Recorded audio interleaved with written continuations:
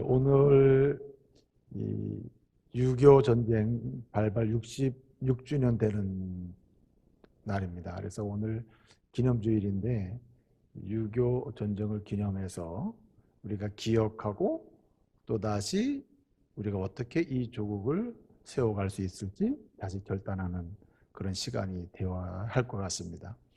하나님께서는 한 사람을 이 땅에 보내셔서 하나님이 기뻐하시는 아주 복된 인생, 이미 제가 말씀드린 바처럼 아슐의 인생, 마카리오의 인생, 그런 아슐의 인생으로 아주 빛나는 인생, 그래서 하나님의 이름을 높여드리고 하나님 주신 비전을 성취하는 그런 복된 인생을 살 수 있도록 한 사람을 보내실 때 그냥 독립된 존재로 그냥 보내는 게 아니라 어떤 특정한 민족이나 혈통 가운데로 보내시고 또 한 가문에 보내시는 거예요.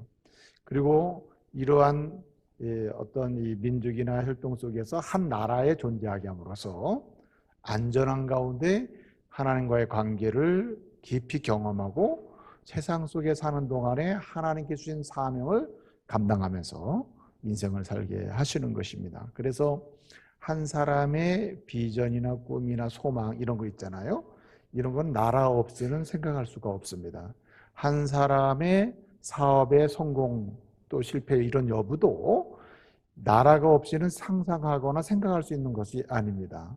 자기가 속한 나라, 자신을 지켜줄 수 있고 담보줄 수 있는 그런 나라가 있을 때 개인의 소망도 개인의 꿈도 이야기할 수 있고 또 한 가문의 비전도 이야기할 수가 있는 것입니다.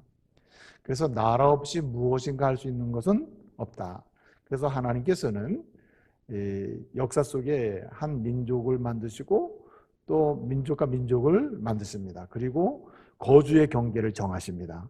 그래서 나라를 각각 세워주셔서 그 나라 속에서 안전을 보장받고 그리고 책임 있는 그리스도인의 삶을 살아가면서 하나님 나라를 확장하고 하나님의 은혜를 세계 속에 전하는 그런 축복의 통로로 헌신하도록 우리를 이렇게 세워주시고 또 사용하시는 거죠. 그래서 우리는 아슐의 인생을 꿈꾼다면 아슐의 조국을 또 생각하지 않을 수가 없는 거예요. 말씀드린 것처럼 조국이 안전하지 않으면 우리의 꿈도 안전할 수가 없고 조국이 안전하지 않으면 우리의 비전도 안전할 수가 없습니다. 저와 여러분들은 지금 안전한 조국 속에 있으니까 조국 속에서 내 인생을 별로 생각하는 경향이 없잖아요. 그냥 내 개인만 생각하는데 실제로 흔들리는 나라나 조국 속에 있는 많은 사람들은 조국의 중요성을 굉장히 많이 깨달아요.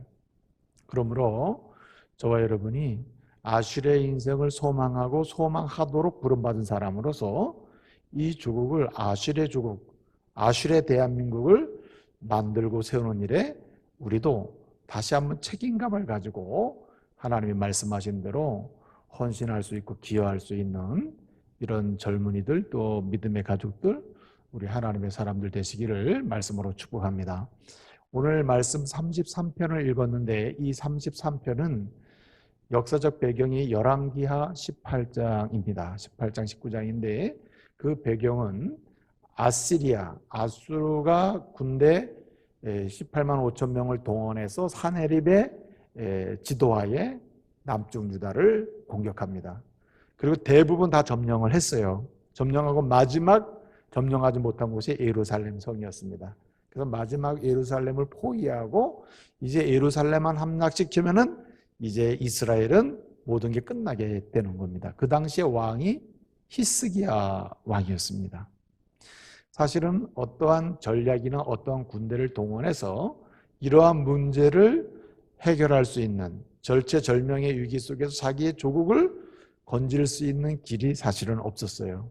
근데 우리 하나님께서 은혜를 주셔서 아수르 군대의 자중질환을 일어나게 하시고 그래서 사네립이 자신의 군대를 철수시키면서 이제 전쟁은 끝이 나고 이스라엘은 생존하게 된 겁니다. 여러분 역사적으로 유교 전쟁, 요즘은 유교 전쟁에 관한 이 팩트 자체도 사실은 모르고 지내는 경우가 의외로 많습니다. 또 학교에서 이걸 또 다루지도 않는 경우도 많고요. 근데 이 유교 전쟁을 보게 되면은 1950년 6월 25일에 북한이 모태똥이나 그 소련의 스탈린의 그 후원 속에 무장을 잘해서 준비를 해가지고 남침을 하게 된다는 말이죠. 38선 전역에서 남침을 이제 시작을 했습니다. 하루 만에 의정부가 점령을 당했습니다. 26일에 의정부가 다 점령을 당했고, 그리고 이 가장 상징적인 일인데, 지금은 옹진반도가 이제 북한 땅이잖아요. 그 당시에는 옹진반도가 38선 이남이었기 때문에 우리 땅이었는데, 이 옹진반도에 우리 대한민국 육군 17년대가 이제 배치돼 있었거든요. 그래서 전쟁이 일어나면서 싸우지도 못하고 그냥 바로 철수를 했습니다. 이 17년대가 철수했다는 것은 그만큼 전체 휴전선, 38선 지역에서 싸움이 안 되고 있다는 것을 의미해요. 전부 퇴각하고 있는 거죠. 그만큼 위험한 겁니다. 아주 이중한 상태였죠. 그래서 27일에 어떻게 됐습니까? 6월 27일에 서울에 북한군의 전체 부대가 다니기 시작한 거예요. 그만큼 아주 빠른 속도로 남진이 계속된 겁니다. 여러분, 이건 굉장히 위험하다는 상황이죠. 근데 여러분, 하나님의 은혜가 매우 세밀하게 간섭되고 이루어진다는 것을 우리는 알 수가 있어요. 여러분, 그 당시에 유엔, 지금도 마찬가지입니다만은 이 유엔을 움직이는 상임이사국 있잖아요. 안보리 상임이사국이 있는데, 상임이사국 중에서 거부권을 가지고 있는 나라들이 있습니다. 어떤 결정을 한 나라라도 거부를 하면 그 결정이 이루어질 수가 없는 거죠. 그래서 그 소련이 그 당시에 거부권을 가지고 있는 상임이사국이었지 않습니까? 안보리 상임이사, 지금도 마찬가지인데, 러시아가 6.25 전쟁이 발발하고 그 당시에 주미 대사가 장면대사였는데 우리 정부에서 대사로 연락을 했어요. 지금 전쟁이 발발했으니까 미국 정부에 빨리 알려라. 미국 정부에 알렸습니다. 그래서 이 미국 정부가 안보리 소집을 요구했고 모였습니다. 모였는데 한 나라라도 거부권을 행사하면 어떤 결의와 결정을 할 수가 없어요. 이 6.25 전쟁, 북한이 남침한 사건을 가지고 안건을 올렸는데 침략 행위로 규정을 했고 북한군의 철군을 요구하는 선언을 했습니다. 그리고 유엔군을 파견하는 것으로 결의가 된 거예요. 근데 한 나라라도 거부를 하면 안 되는 거거든요. 그런데 그 당시에 그 안보리 회의가 열리는데 소련이 불참을 해버렸습니다. 불참을 했어요. 물론 여러 가지 상황이 있었겠죠. 불참을 하는 바람에 모든 것이 쉽게 다 결정을 돼가지고 유엔군이 파병되게 되고 다시 전세를 역전시킬 수 있는 기회가 온 겁니다. 사실은 이 사건 하나를 보게 되면 하나님의 세미한 간섭이 있다는 걸 볼 수 있어요. 낙동강 전선이 최종적으로 이렇게 밀려와 있었잖아요. 부산만 남고 낙동강 전선에서 견디고 있었잖아요. 메가더 장군을 통해서 50년 9월 5일에 인천 상륙작전이 진행되거든요. 이 전쟁사에서 인천 상륙작전은 굉장히 중요한 전략에 속해요. 전쟁 전략에 속하는 그런 작전입니다. 근데 그 인천 상륙작전이 성공하잖아요. 그래서 전세가 역전되면서 다시 이제 회복의 기회를 갖게 되는 거죠. 오늘까지 이 대한민국이 6.25 전쟁 이후에 지금 이제 66주년 됐는데 지금까지 오는 가운데 사실은 하나님의 특별한 사랑과 섭리가 있는 것을 우리는 기억을 해야 합니다. 그리고 6월 달은 우리가 호국 보훈의 달이라고 해요. 호국 보훈. 호국 보훈의 달이다. 보훈은 누구한테 하는 겁니까? 조국을 지키기 위해서 순국한 수많은 사람들이 있고 그 가족들이 있잖아요. 그래서 그들에게 보훈을 해야 된다. 그래서 그런 말을 하지 않습니까? 보훈은 살아있는 자들의 의무이고 책임이고 호국, 나라를 지키는 일은 우리 모두의 의무다. 이제 이렇게 얘기하지 않습니까? 그래서 6월 한 달 동안 우리가 호국 보훈의 달로 지금 지키고 있는데, 우리가 6.25 전쟁 66주년을 맞이하면서 우리가 적어도 6.25 전쟁과 그 전쟁의 종전, 약 한 3년 1개월 동안 전쟁이 계속됐습니다. 50년 6월 25일에 시작이 된 전쟁이 53년 7월 25일인가 그때쯤에 돼서 이 종전 협정이 이제 발효가 되거든요. 3년 1개월 동안 전쟁이 있었던 겁니다. 이 전쟁사에서 같은 동족끼리 전쟁을 이렇게 치열하게 한 전쟁이 이렇게 흔치가 않습니다. 굉장히 슬픈 전쟁이죠. 이런 전쟁 속에서 하나님은 세밀하게 역사하셨고, 또 이런 과정 속에서 이 조국을 지키기 위해서 순국한 많은 젊은이들이 있었습니다. 수많은 사람들이 있습니다. 그래서 우리는 조국을 지키기 위해서 자신의 생명을 아낌없이 바치고 희생한 사람들에 대한 감사의 마음을 가져야 돼요. 또 뿐만 아니라 살아있는 사람은 이 조국에 대한 지킬 책임이 있는 것이죠.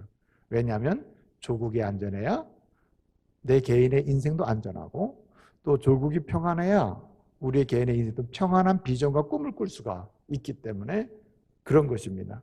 그래서 오늘 우리는 이 말씀을 통해서 하나님이 우리 조국을 굉장히 사랑하셨구나. 마치 유다를 하나님의 은혜로 구원해 주신 것처럼 우리 민족도 이렇게 구원받았구나 하는 것을 먼저 기억하면서, 감사하면서, 그리고 우리는 오늘 살아있는 사람으로서 이 조국을 어떻게 세워야 되는지를 한번 생각을 해야 한다는 말입니다. 여러분, 시편 33편은 앞서 말씀드린 대로 남쪽 유다, 이스라엘이 아수르 군대에 이제 멸망의 직전에서 마지막 예루살렘에 남았을 때 그런 상황 속에서 하나님의 은혜로 구원받고 생존하게 된 다음에 노래된 찬양이 시편 33편이에요. 이 33편의 핵심적인 이야기를 보게 되면 두 가지입니다. 하나님을 여러분 찬송하십시오, 이렇게 나오고, 그리고 중요한 메시지가 있어요. 여러분, 우리 조국이 이런 데서 하나님의 은혜로 생존하게 됐습니다. 앞으로 이런 일을 계속 당할 것입니까? 아니면 이런 일을 피하는 사람이 되어야 하겠습니까? 이런 조국을 계속 반복적으로 만들어야겠습니까? 아니면 이런 조국이 되지 않도록 해야겠습니까? 이런 내면적 질문을 던지면서 이렇게 얘기하는 거예요. 여러분, 조국을, 복 있는 조국을 만드십시오, 이렇게 얘기하는 겁니다. 오늘 그래서 이스라엘 백성들에게 이 시인은 노래하는 겁니다. 여러분, 우리 조국이 이런 심각한 위기 속에서 하나님의 은혜로 구원받았는데 이전처럼 그렇게 살 수는 없습니다. 그렇게 살아서도 안 됩니다. 우리가 아슐의 인생, 아슐의 성도, 아슐의 백성, 아슐의 선민으로 정말 역사 속에 남으려면 아슐의 조국을 만들어야 됩니다. 그래서 조국이여 복이 있으라 축복하는 사람이 되어야 합니다. 이렇게 우리에게 요청을 하고 있는 거예요. 그래서 오늘 우리는 이 말씀을 보고 주님은 오늘 이 시대를 살고 있는 우리들에게 이 조국을 복 있는 조국으로 만들 책임을 주시고 계시는구나 하는 책임감을 가지고 어떻게 하면 우리 조국을 복 있는 조국으로, 한마디로 아슐의 대한민국을 만들 수 있을지 이 말씀을 통해서 도전을 받고 다시 시작할 수 있는 그런 믿음의 사람들 되시기를 말씀으로 축복합니다. 자, 어떻게 하면 아슐의 대한민국을 만들 수 있을까요? 조국이여 복이 있으라고 하는 이런 일을 선포와 함께 이런 조국을 만들 수 있을까요? 오늘 본문을 보게 되면 가장 중요한 메시지가 오늘 읽은 12절인데, 여호와를 자기 하나님으로 삼은 백성은 뭐가 있도다? 복이 있도다 했습니다. 조금 더 설명했습니다. 여호와의 기업으로 선택받은 백성은 복이 있도다, 이렇게 설명하고 있어요. 여기 복이 있도다라고 하는 말은, 복이 있도다라는 말은 히브리어로 아슈레라는 말, 아슈레. 예? 누가 복이 있다는 말입니까? 한마디로 하나님 잘 섬기는 민족이 복 있는 민족이라는 말입니다. 그래서 오늘 이 시대에 우리의 책임 중에 하나가 복 있는 나라, 복 있는 조국을 세워야 되는데, 그 첫 번째 방법이 뭐냐면 한마디로 예수 잘 믿어야 되는 거예요. 우리도 예수를 잘 믿고 우리 조국이 하나님 잘 섬기는 그런 민족이 되도록 힘쓸 때 우리는 조국을 복 있는 조국으로 만들어 갈 수가 있는 것입니다. 여러분, 김구 선생님이 이제 상해 임시정부 활동을 다 마치고 해방이 돼서 귀국하게 됐습니다. 귀국하는 날 수많은 사람들이 김구 선생님을 만나려고 그 연설을 들으려고 모인 거예요. 그때 김구 선생님이 연설을 합니다. 이제 길게 여러 가지 얘기를 하는데 그중에 이제 연설을 하다가 마지막 뒷부분에서 이런 얘기를 합니다. 여러분, 우리 조국 강한 조국 만들어야 됩니다. 약한 나라 돼서는 안 됩니다. 또다시 이런 역사를 되풀이해서는 안 됩니다. 우리나라 강력한 나라, 강한 나라, 좋은 나라 만들어야 됩니다. 힘 있는 나라 만들어야 됩니다. 이런 조국 만듭시다. 그러면서 이렇게 얘기합니다. 두 가지 방책이 있습니다. 강한 나라, 힘 있는 조국을 만들기에는 두 가지 방책이 있는데 첫째는 학교를 세우고 인물을 키워야 됩니다. 학교를 세워야 됩니다. 두 번째는 교회를 세워서 교회를 줘서 신앙의 사람들을 키워야 됩니다. 이 두 가지를 얘기한 거예요. 그러면서 마지막 이런 얘기합니다. 우리 대한민국 아름답고 좋은 나라입니다. 우리 대한민국 국민 하나님의 국민이 돼서 좋은 나라 만듭시다. 이제 이렇게 해가지고 연설을 끝내게 되는 거예요. 여러분, 상해 임시정부 활동을 하면서 독립운동을 하면서 이 김구 선생님의 마음속에 무슨 마음이 그렇게 들었길래 여러분 조국이 강해지고 강한 조국을 만들려면 어떻게 해야 되는가? 예? 하나님 잘 섬기는 나라 돼야 한다는 이런 생각을 했을까요? 여러분, 힘으로도 안 되고 능으로도 안 되고 무기로도 안 되고 전쟁으로도 안 된다는 사실을 알았기 때문이에요. 한마디로 사람의 계획과 생각으로는 어떤 결과를 도출하기 한계가 있다는 거죠. 그래서 오늘 10절 말씀에 보게 되면 사람의 계획이나 사상은 폐하시며 무효하게 하신다. 한계가 있다는 거죠. 근데 11절을 보게 되면 뭐라고 말씀하십니까? 하나님의 계획과 하나님의 생각은 영영이 서고 진실하다. 이렇게 말씀하고 있잖아요. 그러니까 김구는 안 거죠. 김구 선생님은 우리 조국이 영원하려면, 우리 조국이 잘 나가려면, 계속 역사 속에 롱런하는 이런 조국 공동체를 만들려면 하나님 잘 섬기는 길밖에 없구나. 그것을 가슴에 새기게 된 거죠. 그래서 그의 글들을 보게 되면 하나님 잘 섬기는 그것이 이 조국 살리는 것이다. 진실로 신앙의 사람 만들어내면 애국자가 되고 애국자는 조국 생각하며 살게 된다. 그러니 이 조국은 강력한 조국이 될 수 있다. 이렇게 생각한 거예요. 그러므로 저와 여러분이 정말 이 대한민국 조국을 아실의 대한민국으로 만들기로 원한다면 먼저 저와 여러분 우리 자신이 하나님 잘 섬기고 그리고 우리로 인해서 이 대한민국 땅에 하나님을 섬기는 믿음의 역사가 크게 일어나도록 도전할 수 있기를 말씀으로 축복합니다. 하나님 잘 섬기게 하는 거예요. 제가 지난주에 이제 좀 몸이 아프시고 또 투병하시고 이렇게 힘드신 분들을 이제 신방을 하게 됐습니다. 신방을 하는데 마지막 이제 금요일 저녁 무렵에 마지막 시점에 여기 마지막으로 신방해야 되겠구나. 이제 가서 신방 갔어요. 우리 교회 권사님이신데 우리 권사님의 상황은 어떤 상황이냐면 이제 지금 이제 86세시고 이제는 말하자면 회복돼 가지고 다시 오래오래 사는 개념이 아니라 이제 임종으로 가는 상황이에요. 기력은 있고 말씀은 하시지만 회복될 수 없는 상황이에요. 그런 상황입니다. 그래서 예배를 드리고 하나님의 교회와 그리고 하나님의 은혜의 복음을 위해서 수고하셨습니다. 평생 애쓰셨습니다. 정말 그 권사님의 수고와 눈물과 그 기도는 계속해서 열매를 맺을 겁니다. 그래서 위로를 했어요. 같이 예배도 드리고 찬송도 했습니다. 그래서 제가 물었어요. 권사님, 지금까지 이렇게 오시면서 감사한 일이 있다면 뭐가 그렇게 감사합니까? 감사한 일이 있으면 한번 얘기 좀 해줘 보세요. 인생을 이제 마감하는 시점, 그리고 소망 중에 하나님 나라로 가야 되는 그런 준비하는 시점이에요. 굉장히 준비를 많이 하셨더라고. 제가 물었다니까요. 진짜 뭐가 감사한 게 있으면 뭐가 이렇게 감사하냐고. 그랬더니 이분이 그런 얘기를 하는 거예요. 본인의 아버지가 목사님이셨는데 자기가 어릴 때부터 잠자고 있으면은 아빠가 목사님이 새벽기도 갔다 와서 가정 예배를 드리자고 깨운대요. 그럼 가족이 다 일어난답니다. 때로는 졸리면서도 예배드리고 눈 뜨고 예배드리고 여러 유형이 있었지만 예배드리고 나서 아빠가 꽉 한 얘기가 있대요.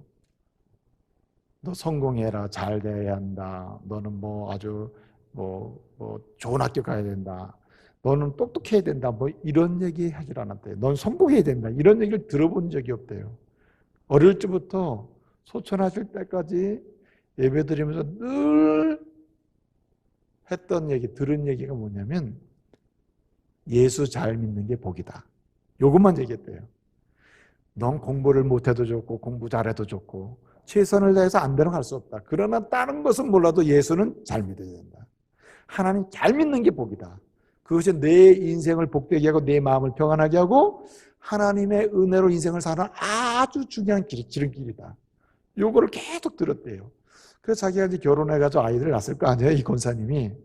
그래서 인생을 살아보니까 아 그렇구나. 진짜 부자가 되는 것도 중요한 게 아니라 하나님 잘 섬기는 가운데 심령이 평안하고 즐겁고 많지 않아도 행복하며 적어도 나눌 수 있는 이런 하나님의 사람이 굉장히 중요하구나. 그래서 자식들을 낳고도 계속 이야기했답니다. 너는 딴 건 몰라도 예수는 잘 믿어라. 예? 인생 살면서 하나님 섬기는 게 복이다.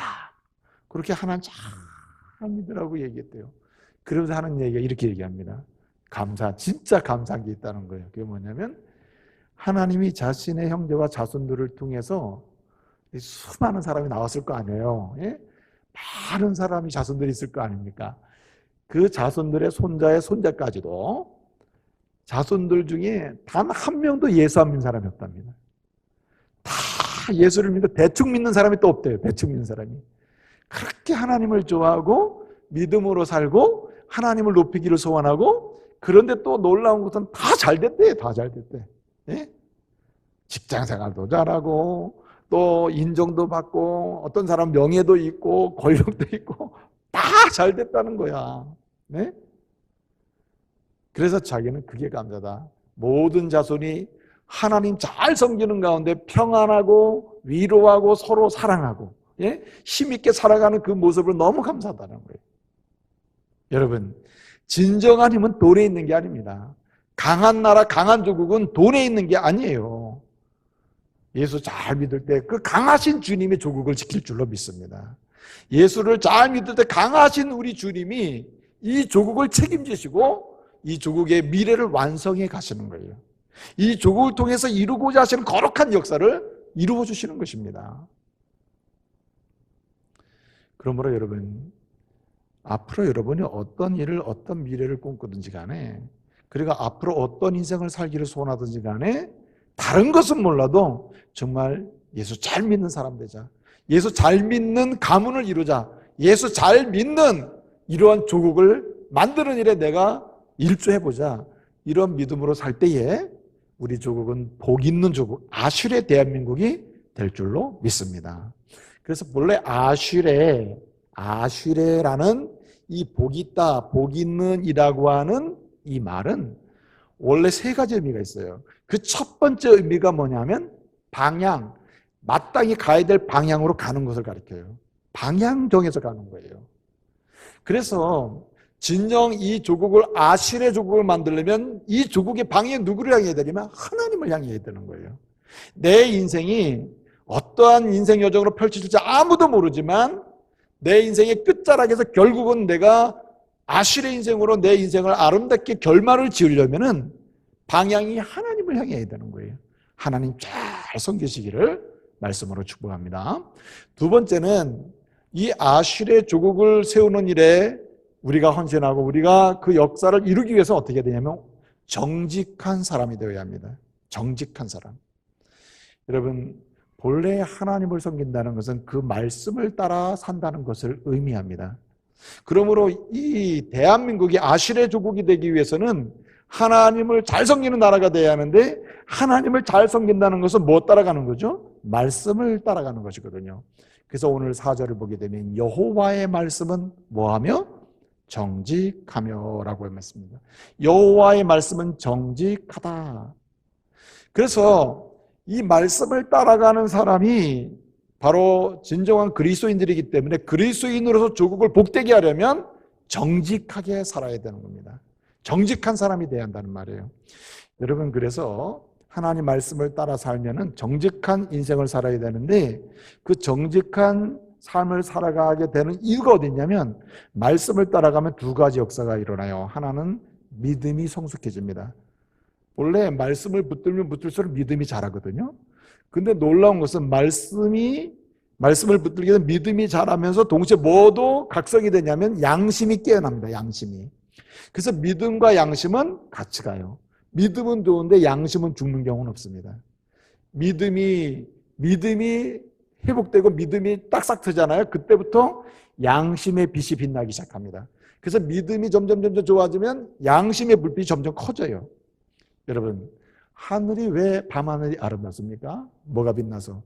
별빛이 빛나기 때문에 아름다운 거죠.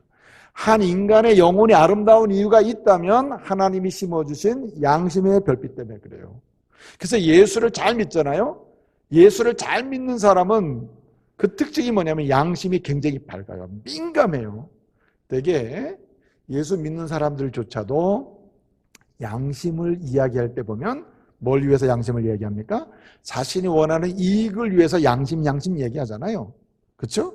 그런데 정말 이 양심이 점점 밝아지는 경우를 보면 믿음이 성숙할 때 그렇습니다. 그래서 말씀에 의해서 움직이는 사람은 믿음이 자라고 양심이 밝게 돼요. 이 말은 정직하게 사는 근거가 되는 거예요. 그래서 진정한 그리스도인은 조국을 아실의 조국으로 만들 수 있는 사람인데 어떻게 가능한가? 정직하게 삶으로 정직한 사회를 만들어감으로 이 조국을 아실의 조국으로 만들 수가 있는 것입니다. 여러분, 본래 여기 정직하다는 말 있잖아요. 말씀은 정직하다 할 때 이 정직이라는 말은 야샤르라고 하는 말인데 세 가지 뜻이 있습니다. 하나는 트루스. 이것은 참이다, 참. 정직하다는 말은 참이다, 거짓이 없다는 뜻입니다.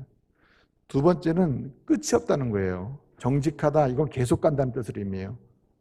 엔들리스예요. 계속 간다는 말이에요. 그 다음에 세 번째는 코렉트예요. 옳다는 뜻을 의미해요. 옳다는 말입니다. 그렇기 때문에 말씀을 통해서 양심이 깨어나고 믿음이 자라면 오른쪽으로 가게 되고, 그 다음에 바른 쪽으로 가게 하고, 진리를 따라가고, 그 다음에 어떻습니까? 계속 일관성 있게 가게 되는 거예요.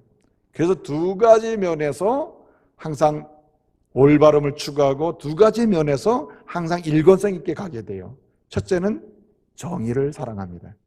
오늘 여기 말씀 보게 되면 우리 하나님 어떤 분인가? 이 말씀을 주신 하나님 어떤 분인가? 오늘 5절 6절 이하를 보게 되면 어떻게 설명하고 있습니까? 우리 하나님 여호와는 정의와 공의를 뭐 하시며? 사랑하시며 라고 해요. 사랑한다. 하나님은 정의와 공의를 사랑하시는 분이다. 그렇기 때문에 그 말씀에 의해서 정직을 추구하는 사람의 강력한 현실적 특징은 뭐냐면 정의를 사랑하는 건 정의를. 여러분, 여기 사랑한다는 말은 우헤오라고 하는 말인데 이 말은 빠진다는 뜻이에요. 연애한다는 말입니다. 연애한다. 하나님이 정의와 연애한다, 이런 뜻이에요. 문자적으로 해석하면. 근데 하나님을 연애한다는 말을 쓸 수 없는 거 아니에요. 그러니까 하나님이 정의에 빠지신다. 하나님은 정의와 무관하게 어떤 일을 하지 않으신다는 말입니다. 하나님께서 예수 그리스도의 십자가 사역을 이루실 때도 정의와 맞물려 있어 하나님의 공의를 이루시기 위해서 십자가 사역을 주시는 거거든요. 네?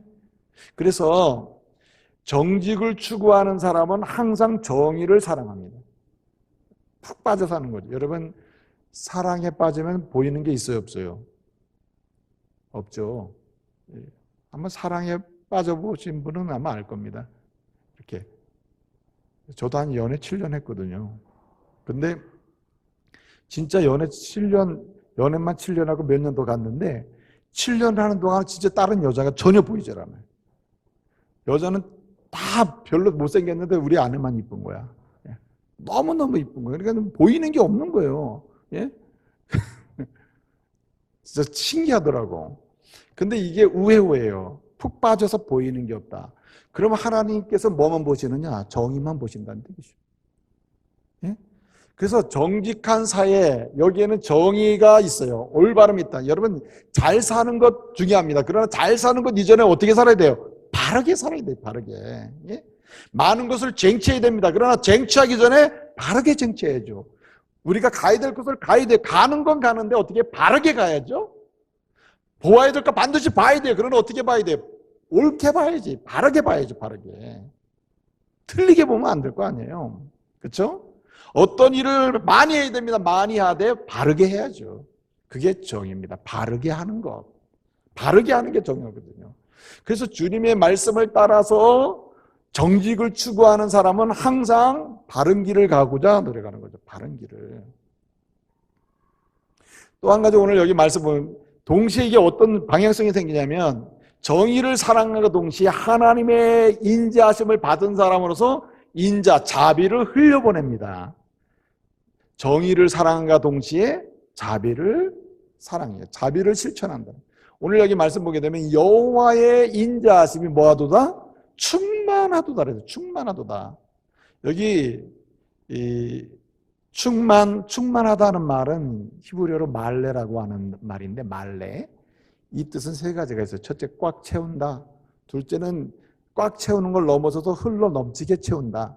셋째는 흘러 넘치는데 흘러 넘치면 두 가지 현상이 나타나는 거 아니에요. 누군가 불편하고 누군가 좋은 거 아닙니까? 그런데 모두가 좋게 만드는 상태. 이게 충만한 겁니다. 그래서 여호와의 인자하심이 충만하다는 말은 꽉 찬다는 말이고 넘쳐서 결국은 이 인자하심의 대상에 들어오는 모든 사람이 행복하다는 뜻이에요. 아슈레가 되는 거죠.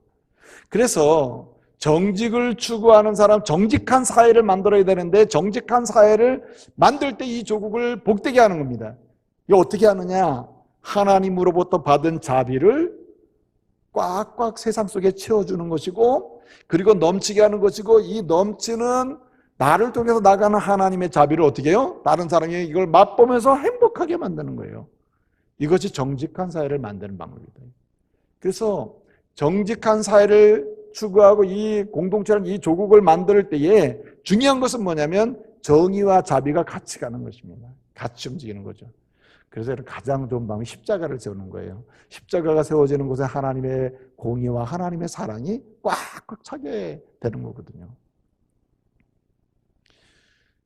그래서 이러한 사실은 이제 꽉꽉 채우게 되잖아요. 그러면은 알고 보면은 내가 부족하다는 걸 많이 발견할 거 아니에요. 아, 내가 이렇게 바르게 가지 못하고 바르게 생각하지 못하고 바르게 일을 추지 못하는구나. 바르지 못한 걸 발견하게 되고 내게서 흘러 넘쳐 나지 못하는 게 많구나. 주의 사랑이 이렇게 흘러 넘쳐 나가지 못하는 경우가 너무 많구나. 내가 받긴 했으나 흘러가지 못하게 막는 경우도 많구나. 이런 걸 보게 되는 거거든요. 그렇기 때문에 어떻게 됩니까? 하나님께 은혜를 구할 수밖에 없죠. 그래서 오늘 22절을 보게 되면 여호와여 우리에게 모아줘서 주의 인자하심을 22절 하반절 마지막 보면 우리에게 베풀어 주세요. 베풀어 주세요. 그렇게 기도하는 걸 볼 수 있습니다. 이 히브리어로 예히라고 하는 동사인데 22절에 처음에 등장하는 단어가 예히입니다. 우리에게 베풀어 주세요. 자, 우리가 정직한 삶을 추구하고 정직한 삶을 살고자 하고 정직한 사회를 만들고자 할 때 막상 내가 그렇지 못한 부분 때문에 안타까워할 때가 많잖아요. 그럴 때마다 주의 인자하심이 필요해요. 주의 정의로우심이 필요해요. 주님의 의의 능력이 확인돼야 돼요. 그럴 때마다 우리는 기도하게 되는 것입니다. 기도하면서 주님의 은혜를 경험하고 주의 자비하심을 경험하고 그리고 주님께서 십자가에 흘리시고 피를 흘리시고 우리를 용서해 주시는 주님의 의가 우리에게 전가되는 걸 확인하면서 내 힘으로 하는 게 아니구나. 주님의 은혜구나 하면서 다시 의를 추구하고 바르게 가고 또 자비를 흘려보낼 수 있게 되는 거죠. 한번 따라해 봅시다. 돈 벌어 남주자. 표정이 아주 어둡습니다. 돈 벌어 남주자. 여러분 이런 말들이 너무나 어색하면 안 돼요. 하나님의 은혜로 받아서 사는 사람은 내가 성공하면 다른 사람이 행복해질 수 있다고 하는 가능성을 열어놔. 이게 정직한 사회입니다. 하나님께서 모든 걸 가지고 계시기 때문에 내가 행복해지는 거예요. 하나님께서 모든 것을 다 이루어 주셨기 때문에 가득 채워주고 넘치게 해주고 행복하게 하셨기 때문에 내가 행복해진 거거든요. 그러면 내가 주님의 은혜로 성공을 하든 돈을 벌든 명예를 얻든 이 모든 것이 뭐가 돼야 되냐면 축복의 통로가 돼야 하는 것이죠. 흘려보내야 되는 거예요. 그래서 이것이 이제 개인적 차원에서도 이렇게 돼야 되고, 우리는 정직한 사회를 만들기 위해서 이 하나님의 정의가 이렇게 노래되고 이루어지면서 동시에 하나님의 자비하심이 우리를 통해서 흘러가도록 계속 있어야 되는데, 개인적 차원에서도 해야 되지만 제도적 차원에서도 끊임없이 노래를 만들어야 돼요. 이 노력을 해야 되는 것입니다. 왜냐하면 조국은 한 개인과 개인 사이에 연결되는 과정을 뛰어넘어서 그룹과 그룹으로 연결돼 버리거든요. 그렇기 때문에 법이 필요한 거고 제도, 시스템이 필요한 것입니다. 그래서 우리는 정직한 사회제도, 정직한 그 관계를 계속해서 확장해 갈 수 있도록 법을 만드는 일에도 우리의 관심을 기울일 필요가 있는 것입니다. 순결하고 그리고 깨끗하고 그리고 양심이 살아있는 그런 사회를 만들어 가는데 도전할 수 있는 그런 법을 제정하는 일이나 제도를 만드는 일에 우리는 집단적으로 공동체적으로 이 정직을 추구하고 정직한 삶을 살아가고자 열망하고 사회를 만들고자 하는 이 그리스도인들이 협력하고 힘을 써야 되는 것입니다. 제가 지난주에 혹시 제 기도 제목을 받은 분이 있을지 모르겠어요. 제가 기도 제목을 같이 나눴는데, 지금 이제 대법원에서 군형법의 이혼 소지를 심사하고 있거든요. 그 핵심적인 내용, 즉 그 내용이 뭐냐면 군형법 중에 62조인가 그런데 그 형법 중에 군대 내에서의 학문 성교는 형법으로 죄다, 이렇게 이제 정의가 돼 있는 거예요. 그런데 이혼 제청을 했어요, 헌법재판소에. 이렇게 군형법 수상에 있는 학문 성교, 동성애죠. 이런 것이 이게 잘못된 법령이다. 이것을 금지하고 이런 일을 했으면 죄를 묻는 이러한 군형법은 잘못됐다. 그러니까 이혼 이제 판결을 해달라. 그래가지고 지금 헌법재판소에 이걸 이혼 제청을 해놓은 상태예요. 그리고 지금 이것이 심사에 들어가 있습니다. 그 헌법재판소 재판관들이.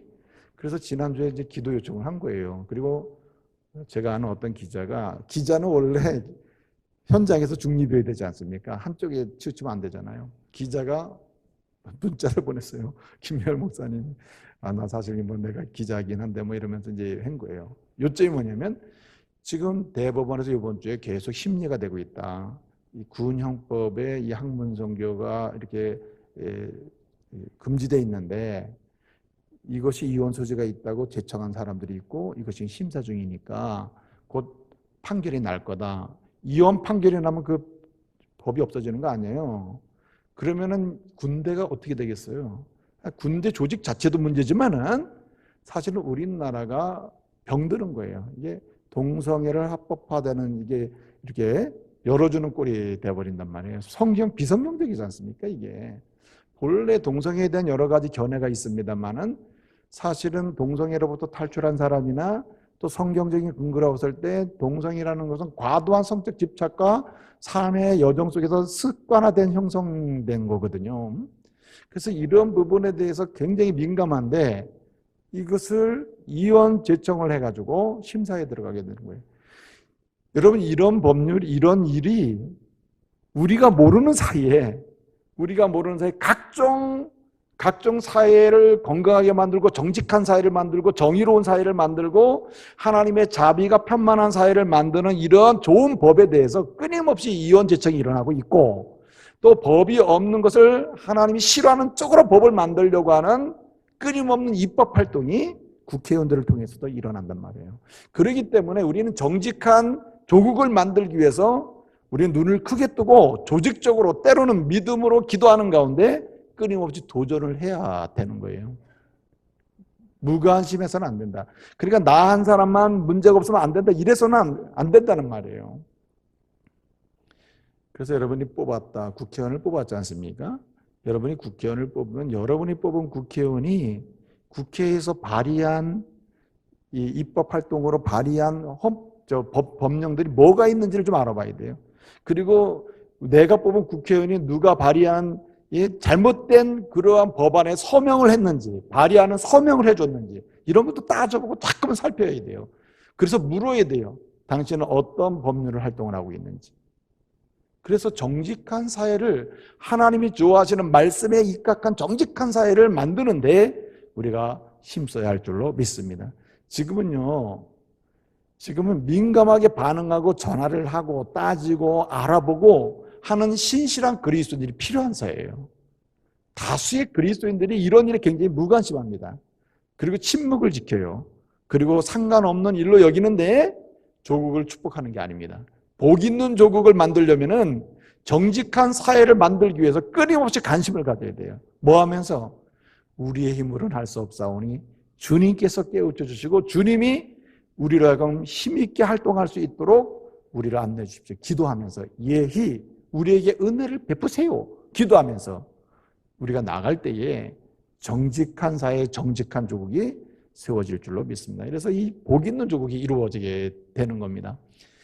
여기 또 한 가지 꼭 드리고 싶은 말씀이 뭐냐면, 마지막에 오늘 여기 14절부터 쭉 19절까지 보게 되면 하나님이 어떤 분이신지를 표현하는데, 하나님이 굽어 살피신다, 하나님은 살피신다, 하나님은 보고 계신다. 살피신다, 굽어 살피신다는 말이 총 5번이 나옵니다. 그래서 한마디로 하나님 뭐 하시는 분? 살피시는 분이다. 살피시는 분이라고 설명하고 있어요. 이 말은 오늘 우리에게 이 아슈르의 대한민국을 세우기 위해서 우리가 해야 될 일이 무엇이냐면, 한마디로 일상에서 하나님이 우리에게 주신 일을 책임 있게 감당해야 한다는 것을 의미합니다. 지극히 작은 일이라도 우리는 뭐 해야 되느냐? 책임 있게 일을 해야 돼. 책임 있게 감당을 하는 사람이 돼야 한다는 말입니다. 그래서 오늘 말씀 보게 되면은 저와 여러분이 어떤 일을 하든지, 이 일이 다양한 형태가 있을 거 아니에요? 어떤 일을 하든지 그리스도인으로서의 책임감을 가지고 책임을 다해야 한다는 말입니다. 그래서 그 일이 어떤 일이든지 간에 책임을 다할 때 2가지 결과가 나타나요.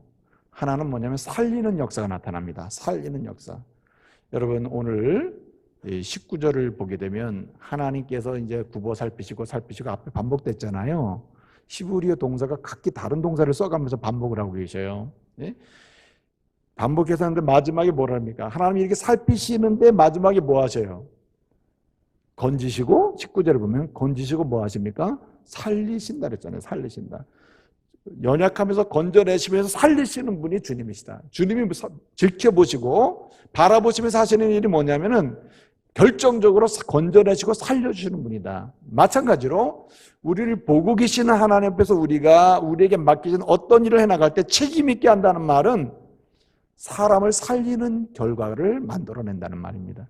내가 어떤 잡을 가지고 있든 간에 그 일에 성실하게 하나님이 내게 주신 일이라 여기고 책임을 지게 되면, 책임감 있게 일을 하게 되면 반드시 누군가가 살아나는 일이 나타나요. 영혼이 살아나든 육체가 살아나든 영육 간에 강건해지든 살리는 역사가 일어나게 된다는 말입니다. 그래서 조국을 복되게 하는 것입니다.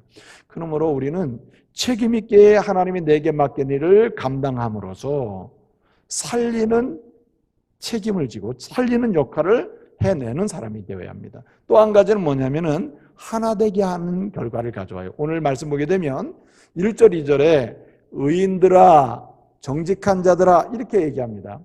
여기 의인들아라고 하는 말은 하나님의 은혜로 구원받아 하나님의 백성들 이스라엘 전체를 가리키는 말이에요. 정직한 자들아, 이제 회개하고 하나님의 은혜를 받고 하나님과의 관계 속에 들어간 사람들아, 집단을 가리키는 말입니다. 공동체. 그래서 이 의인들아 또는 정직한 사람들아, 정직한 자들아, 이 말의 외침 속에는 우리 모두는 하나님의 은혜 가운데 뭐라고요? 하나다. 하나임을 강조하고 있는 거예요. 하나임을 강조. 그래서 오늘 말씀 보게 되면 내 영혼이라는 말은 안 나와도 우리 영혼은 우리를 강조하고 있습니다. 그래서 우리가 하나님이 내게 주신 일들을 하나하나 잘 책임 있게 감당해 갈 때 하나 되는 역사가 일어난다는 말입니다. 그래서 직분은 예컨대 목사의 직분, 집사의 직분, 예컨대 권사나 장로의 직분, 그리고 여러분의 순장의 직분, 어떤 직분이 여러분의 가족이 있다 하더라도 그 직분의 결과는 어떻게 나요? 하나는 사람을 살립니다. 영혼을 살리고 동시에 함께하는 사람은 어떻게 만들어? 그리스도 안에서 하나 되게 만드는 결과를 가져와요. 뭐 질 때? 책임을 질 때 이런 일이 일어나는, 책임을 질 때. 그래서 이렇게 책임을 짐으로 살리는 역사, 하나 되게 하는 역사를 우리가 이루어가는데, 그러기 위해서 책임을 질 때 어떤 자세가 필요합니까? 신전의식이 필요한 거예요. 하나님이 보고 계신다, 굽어보신다, 살피고 계신다. 이 보시는 하나님 앞에서 내가 지금 일을 하게 된다. 신전의식이 필요한 거죠. 그래서 사람을 의식하면 책임을 질 수가 없어요. 하나님을 의식하는 순간부터 책임 있는 그리스도인으로서 일을 하게 되고 결실을 보게 되는 것입니다. 여러분, 갈라디아서 1장 10절을 보게 되면 사도 바울이 이렇게 얘기합니다. 우리가 사람을 좋게 하랴 하나님을 좋게 하랴, 하나님을 기쁘시게 하랴 사람을 기쁘시게 하랴. 누구를 의식하라는 말이에요? 하나님을 의식하면서 해라. 그럴 때 책임 있는 그리스도인으로서 자유를 누릴 수가 있다는 말입니다. 그렇기 때문에 책임 있는 그리스도인으로서 일을 함으로써 살려내고 동시에 하나 되게 하는 그 하나님의 목적을 이루는 이런 조국을 만들어갈 수 있는 사람이 되려면 신전의식으로 책임을 다해야 돼요. 신전의식. 신전의식으로. 또 한 가지가 뭐냐면은 오늘 여기 앞서도 말씀드렸는데 11절에 보게 되면 10절에서 사람의 계획과 생각은 폐하시고 무효하다. 한마디로 오래가지 않는다. 단기적이다 이런 말, 일시이다는 얘기죠. 근데 11절을 보게 되면 하나님의 계획과 하나님의 생각은 영영이 서고 선하다. 이렇게 말씀하고 있습니다. 그것은 무슨 말이냐면 하나님을 의식하면서 할 때 우리가 해야 될 또 하나가 뭐냐면 신전의식으로 하되 동시에 하나님이 이루신다고 하는 믿음으로 일을 해야 된답니다. 그래야 책임을 질 수 있다는 말이에요. 내가 다 해서 내가 이룬다고 하면 이게 불안한 상태가 되어버리지만 주님이 내게 맡긴 일을 주님이 나를 통해서 반드시 이루신다고 하는 믿음을 가지고 하게 되면 책임을 질 수 있다는 말이에요. 이제 말씀을 마치도록 하겠습니다. 하나님은 살리시는데 이 살리신다고 하는 말이 하야라고 하는 말입니다. 산다, 하야라는 말인데 이 하야라고 하는 말이 세 가지의 의미를 항상 동반해요. 하나는 진짜 그냥 살려주는 것이고, 둘째는 생명력이, 살아도 생명력 있는 게 있고 생명력이 없는 게 있잖아요. 생명력을 주는 것이고 그 다음에 열매를 맺게 하는 상태를 가리켜요. 그러니까 하나님은 우리를 살려주시는데 그냥 생명을 주실 뿐만 아니라 생명력이 있게 하고 동시에 열매를 맺게 하시는 분이에요. 그렇기 때문에 하나님이 나를 통해서 일하시는 것은 반드시 열매를 맺는다는 이런 믿음으로 우리가 책임감을 가지고 지극히 작은 일이라도 하나하나 이루어 나갈 때 살아나는 역사, 그리고 하나 되게 하는 역사를 통해서 조국을 복되게 할 수 있을 줄로 믿습니다. 오늘날 이러한 사람이 필요해요. 여러분, 정말 이 조국이 안녕해야 우리도 안녕해요. 조국이 평안하면 우리도 평안합니다. 조국이 아쉬레하면 우리의 아쉬레는 더욱더 꽃피게 되는 겁니다. 세 가지를 명심하시고 복 있는 조국을 만들어가는 저와 여러분 되시기를 말씀으로 축복합니다.